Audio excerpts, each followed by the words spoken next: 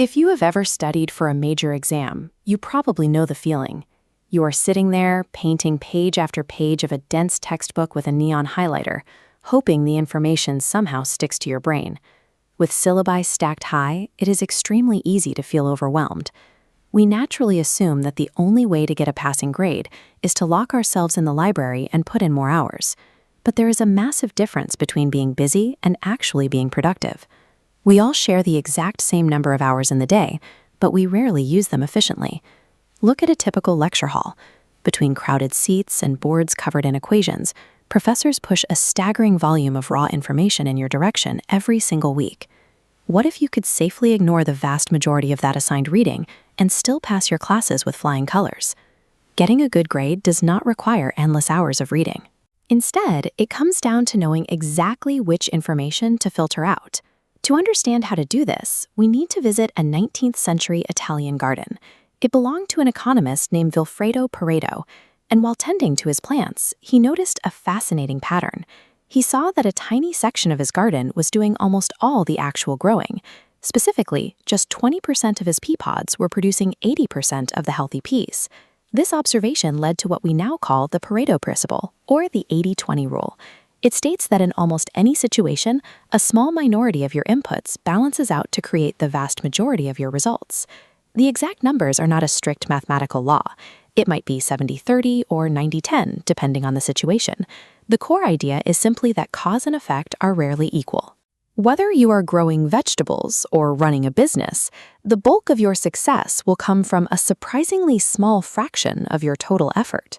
We can take this exact concept and apply it to the heavy textbook that drops onto your desk at the start of a semester. Think of the core concepts in your syllabus as the healthy peas.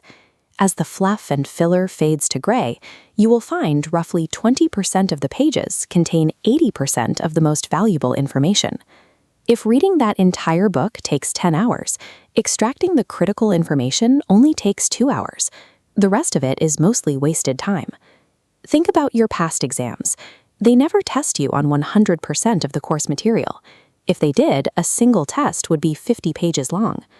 Finding those core topics and studying them for 2 solid hours will earn you a much better overall grade than studying the wrong, low-value topics for an entire week.